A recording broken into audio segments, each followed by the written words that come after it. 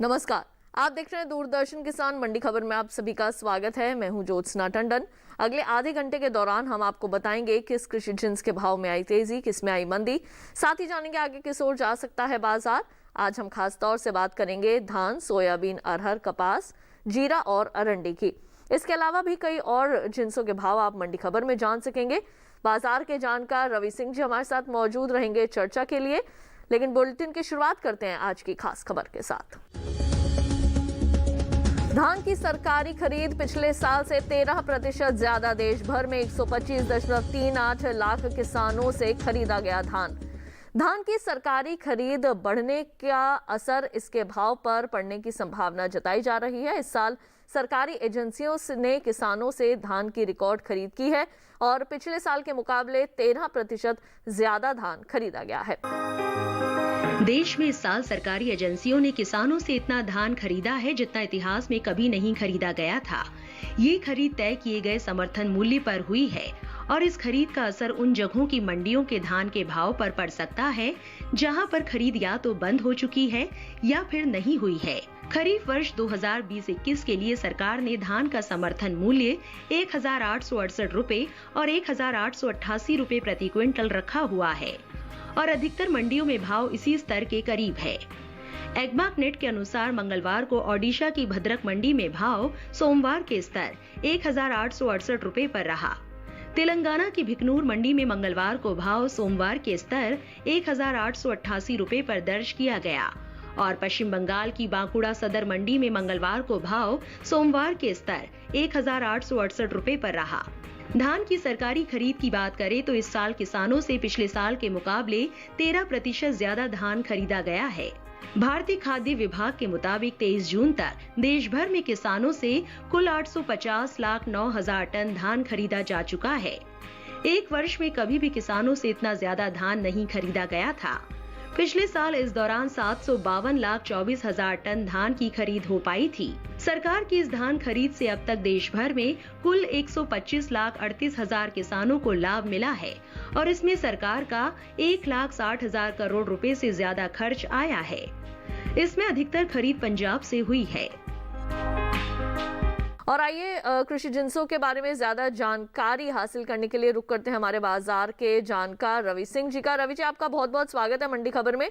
सबसे पहले आपसे जानना चाहेंगे कि मौजूदा हालात को देखते हुए धान के बारे में क्या संभावना लग रही है आपको? धान के दामों में एक सीमित दायरा यहाँ पर बना हुआ है और आने वाले समय में धान की डिमांड यहाँ पर अच्छी देखने को मिल सकती है, जिसकी वजह से इसके दामों में फिर से एक तेजी का रुझान आने वाले समय में देखने को मिलेगा। फिलहाल मंडियों में स्टॉक अच्छा है और इसी वजह से इसका सीमित दायरा यहाँ पर बना हुआ है। तो आने वाले खास तौर से बात करें तो अगस्त और सितंबर, तब तक दाम में कम से कम 5 से 8% तक की एक तेजी बनती हुई नजर आएगी। बिल्कुल। और जो किसान हैं उनके लिए आप क्या सलाह देना चाहेंगे? जहां तक किसान भाई बहनों की बात है, उन्हें यहाँ पर अभी धान के लिए थोड़ा सा और रुकना चाहिए और सितंबर और अक्टूबर में अपना स्टॉक निकालें, जिससे कि जो बढ़ोतरी है उसका सीधा फायदा यहाँ पर आप उठा सकते हैं। बिल्कुल, आप हमारे साथ बने रहिए और अब आइए रुक करते हैं बाकी की सुर्खियों की तरफ।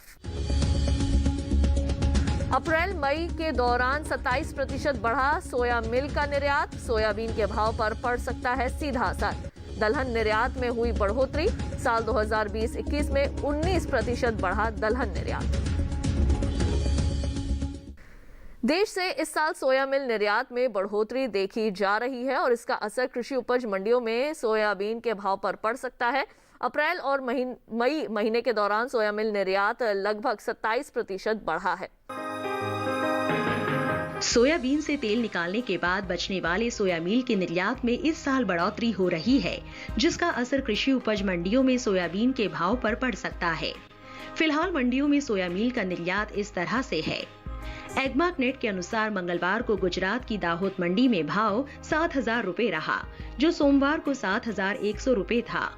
भिलोड़ा मंडी में मंगलवार को भाव 6,000 रुपए दर्ज किया गया, जो सोमवार को 7,375 रुपए था और उत्तर प्रदेश की कानपुर मंडी में मंगलवार को भाव 5,600 रुपए रहा, जो सोमवार को 5,625 रुपए था। सोया मील के निर्यात की बात करें तो अप्रैल से शुरू हुए नए वित्त वर्ष 2021-22 के शुरुआती 2 महीने यानी अप्रैल और मई के दौरान देश से निर्यात लगभग 27% बढ़ा है। तेल तिलहन उद्योग के संगठन सॉल्वेंट एक्सट्रैक्टर्स एसोसिएशन के अनुसार इस साल अप्रैल और मई के दौरान 92,139 टन सोया मील का निर्यात हुआ है, जबकि पिछले साल इस दौरान 72,554 टन सोया मील निर्यात हुआ था। इस साल देश और दुनिया भर में सोयाबीन के दाम रिकॉर्ड स्तर पर पहुंचे हैं और इस वजह से किसान भी आने वाले चालू खरीफ सीजन के दौरान सोयाबीन की खेती को बढ़ा सकते हैं और इसका भी असर आगे चलकर भाव पर पड़ सकता है। और अब आइए सीधा रुख कर लेते हैं बाजार के जानकार रवि सिंह जी का। रवि जी, ये बताइए कि सोयाबीन के भाव आगे किस ओर जाते दिख रहे हैं? सोयाबीन के दामों में एक तेजी देखने को मिली है और अभी भी भाव में एक तेजी का रुझान बना हुआ है। आने वाले समय में सोयाबीन के दाम यहां से 5 से 8% से ज़्यादा तेजी दिखा सकते हैं और इसके अक्टूबर नवंबर तक में दाम अभी फिलहाल तेजी की तरफ ही रहेंगे। हालांकि फसल से पहले थोड़ी सी मुनाफा वसूली जरूर देखने को मिलेगी, लेकिन अभी जो तेजी का रुझान है वो बना हुआ रहेगा।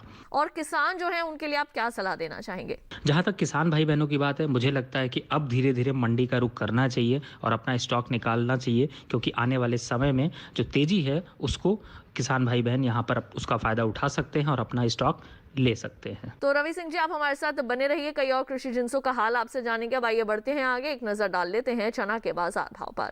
मध्य प्रदेश की काला पीपल मंडी में चने का भाव रहा 4,500 रुपए।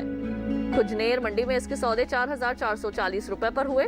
गुजरात की दाहोद मंडी में इसके सौदे 4,800 रुपए पर हुए और राजस्थान की गोलूवाला मंडी में चना 4,771 रुपए पर बिका। सभी भाव आवक और गुणवत्ता के अनुसार हैं। इसके साथ ही वक्त हो चला है एक छोटे से ब्रेक का। ब्रेक के उस पार बात होगी अरहर की। आप देखते रहिए दूरदर्शन किसान।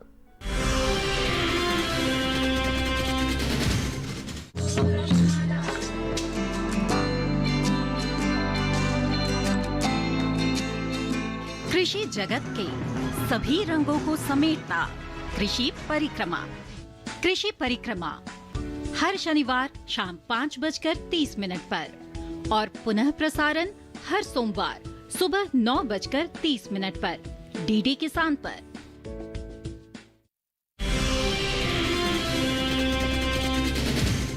ब्रेक के बाद एक बार फिर आप सभी का स्वागत है मंडी खबर में। आइए बढ़ते हैं आगे, बुलेटिन के इस हिस्से में जानेंगे कपास के बारे में, लेकिन पहले बात करते हैं अरहर की।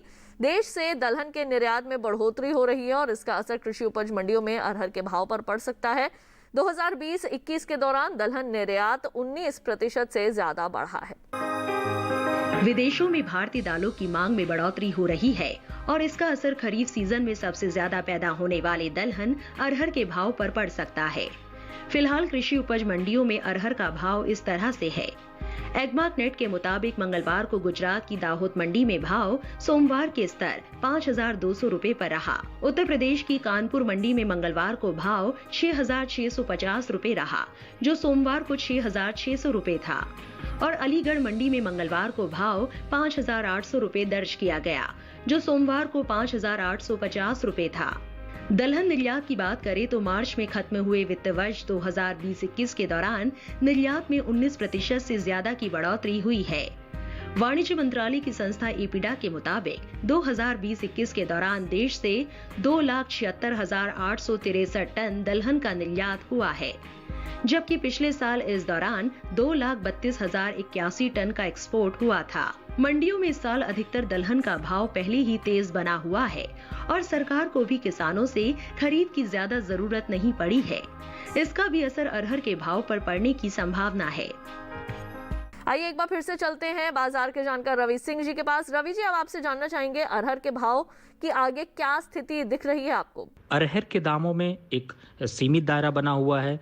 फिलहाल में एक तेजी जरूर देखने को मिली थी, लेकिन अभी दाम स्थिरता के दौर में हैं और आने वाले समय में दामों में थोड़ी सी तेजी का रुझान बनता हुआ नजर आएगा। खास तौर से त्योहारों के सीजन के बाद अरहर के दामों में और तेजी यहाँ पर बनती हुई नजर आएगी। तो अब से कम यहाँ से 8 से 10% तक दाम और बढ़ोतरी में देखने को मिल सकते हैं। बिल्कुल, और जो किसान हैं उनके लिए आपका क्या परामर्श रहेगा? जहां तक किसान भाई बहनों की बात है, फिलहाल आपको अरहर का स्टॉक आपके पास है तो यहाँ पर रोक कर रखना चाहिए। थोड़ा करीब 1 महीने के बाद अगर आप मंडी का रुख करेंगे तो अच्छा खासा मुनाफा यहाँ पर आपको देखने को मिलेगा। आइए बढ़ते हैं आगे, एक नजर डाल लेते हैं आलू के बाजार भाव पर। उत्तर प्रदेश की आगरा मंडी में आलू का भाव रहा 910 रुपए। अलीगढ़ मंडी में इसके सौदे 950 रुपए पर हुए। पंजाब की भटिंडा मंडी में आलू 900 रुपए पर बिका और राजस्थान की उदयपुर मंडी में इसके सौदे 850 रुपए पर हुए। सभी भाव आवक और गुणवत्ता के अनुसार हैं। अब आइए एक नजर डाल लेते हैं मक्का के बाजार भाव पर। कर्नाटक की शिमोगा मंडी में मक्के का भाव रहा 1925 रुपए। मध्य प्रदेश की बीकनगांव मंडी में इसके सौदे 1420 रुपए पर हुए। झारखंड की लोहरदगा मंडी में इसके सौदे 1700 रुपए पर हुए और उत्तर प्रदेश की आगरा मंडी में ये 1470 रुपए पर बिका। सभी भाव आवक और गुणवत्ता के अनुसार हैं। अब आइए बात करते हैं कपास की। चालू कपास वर्ष 2020-21 के दौरान देश में कपास का आयात पिछले साल के मुकाबले कम रहने का अनुमान है, जिसका असर कृषि उपज मंडियों में कपास के भाव पर पड़ सकता है। फिलहाल मंडियों में कपास का भाव इस तरह से है। एग्मार्क नेट के अनुसार मंगलवार को गुजरात की सावरकुंडला मंडी में इसका भाव रहा 5,875 रुपए, जो सोमवार को 5,825 रुपए था और बाबरा मंडी में मंगलवार को भाव 6,875 रुपए रहा, जो सोमवार को 6,825 रुपए था। कपास के आयात की बात करें तो सितंबर में खत्म होने वाले चालू कपास वर्ष 2020-21 के दौरान देश में आयात 35% से ज्यादा घटने का अनुमान है। कपास उद्योग के संगठन कॉटन एसोसिएशन ऑफ इंडिया के अनुसार कपास वर्ष 2020-21 के दौरान देश में सिर्फ 10 लाख गांठ कपास आयात का अनुमान है, जबकि 2019-20 के दौरान 15.50 लाख गांठ कपास का आयात हुआ था। आइए एक बार फिर से चलते हैं बाजार के जानकार रवि सिंह जी के पास, जो लगातार हमारे साथ बने हुए हैं और कृषि जिंसों के बारे में जानकारी दे रहे हैं। रवि जी, ये बताएं आगे किस ओर जाते दिख रहे हैं कपास के भाव? कपास के दाम एक सीमित दायरे में हैं। खास तौर से अगर स्टेट वाइज देखें तो कपास में काफ़ी अच्छी पैदावार देखने को मिली है और दामों में तेजी का रुझान तो जरूर रहा है, लेकिन समय समय पर मुनाफा वसूली भी देखने को मिलती है। लेकिन अब इसके दामों में फिर दिसंबर तक में और तेजी का रुझान बनता हुआ नजर आएगा। बिल्कुल। और जो किसान हैं उनके लिए आपका क्या परामर्श रहेगा? जहां तक किसान भाई बहनों की बात है, फिलहाल कपास का अगर आपके पास स्टॉक है तो अभी रोक के रखें। कम से कम 2 से 3 महीने बाद अगर आप अपना स्टॉक निकालते हैं तो एक अच्छा मुनाफा यहाँ पर आपको मिल सकता है। बिल्कुल, आप हमारे साथ बने रहें। वक्त हो चला है एक और छोटे से ब्रेक का। आगे जानेंगे जीरे का हाल। आप देखते रहिए दूरदर्शन किसान।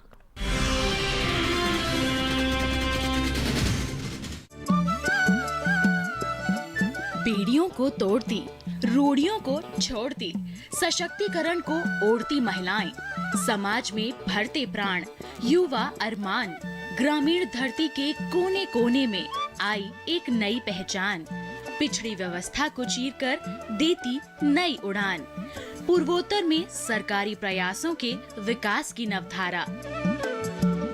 देखिए पहली किरण पूर्वोत्तर की कहानियाँ सोमवार से बुधवार दोपहर 12:30 पर।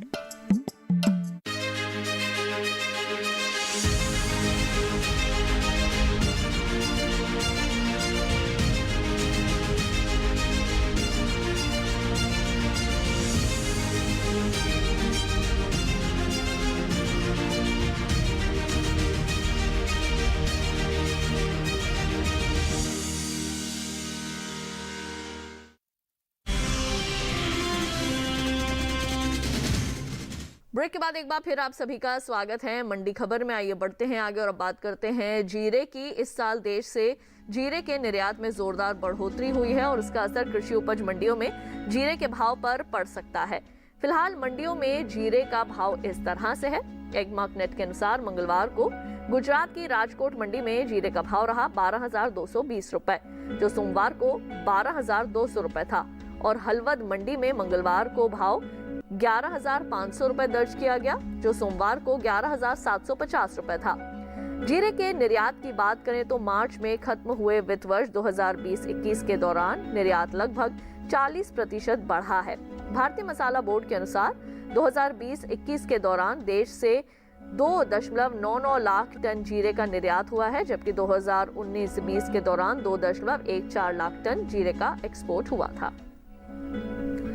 रवि सिंह जी लगातार हमारे साथ मौजूद हैं। आइए एक बार फिर से उनका रुख करते हैं। रवि जी, आगे आने वाले दिनों में जीरे के भाव आगे किस ओर करवट लेते दिख रहे हैं? जीरे के दामों में तेजी से मुनाफा वसूली भी देखने को मिली, लेकिन दाम अभी सीमित दायरे में हैं और बाहर के देशों से जीरे की डिमांड अच्छी देखने को मिल रही है। खासतौर से ऊंझा मंडी में अगर बात करें तो वहां पर भी स्टॉक एक सीमित दायरे में ही देखने को मिल रहा है और इसीलिए इसके दाम एक सीमित दायरे में, एक रेंज बाउंड में देखने को मिल रहे हैं। और जो किसान हैं उनके लिए आप क्या सलाह देना चाहेंगे? जहां तक किसान भाई बहनों की बात है, मुझे लगता है कि जीरा अगर आपके पास स्टॉक है तो आप इस महीने के बाद यानी कि यहां से मिड ऑफ अगस्त तक आप मंडी का रुख करें, जिससे कि आपको जो तेजी है जीरे के दामों में उसका फायदा सीधे मिल सके। बिल्कुल रवि जी, आपके पास एक बार फिर से वापस लौटेंगे। आइए बढ़ते हैं मंडी खबर में आगे, एक नजर डाल लेते हैं टमाटर के बाजार भाव पर।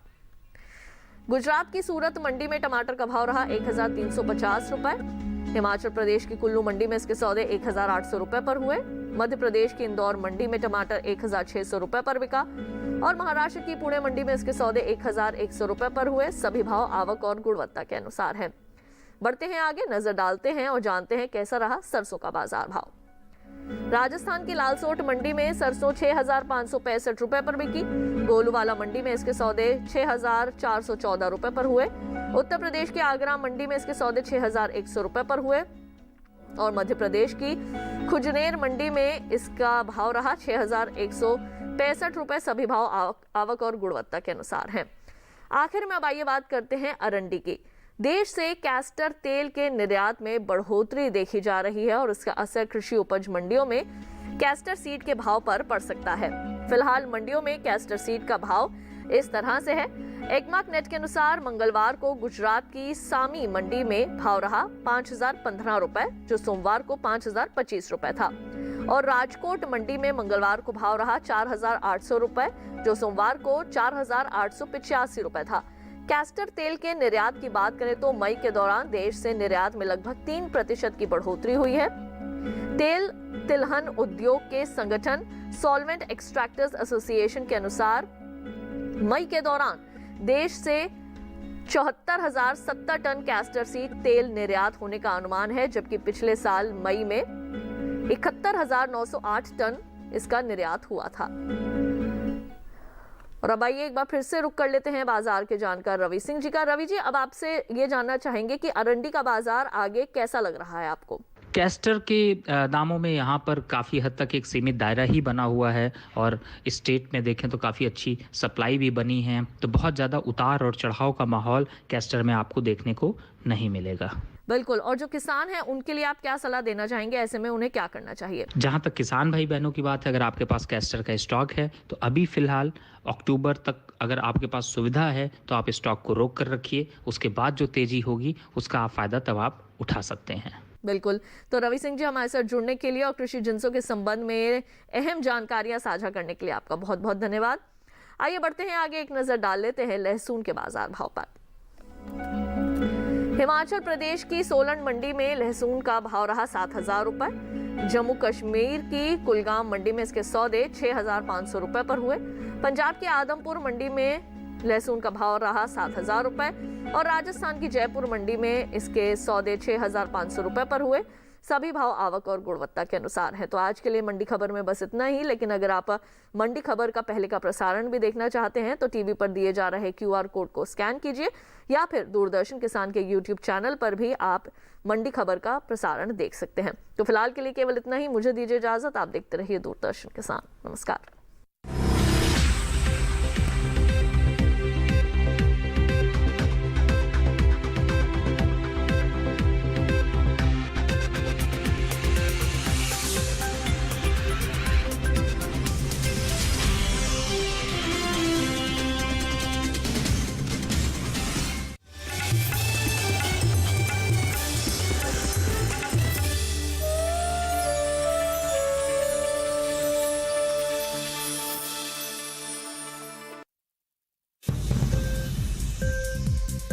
उपज के भाव ताव, आवक का हाल चाल, आयात निर्यात पर पैनी नजर, जानकारों की सटीक सलाह, सिर्फ मंडी खबर में सोमवार से शनिवार सुबह 8:05 पर।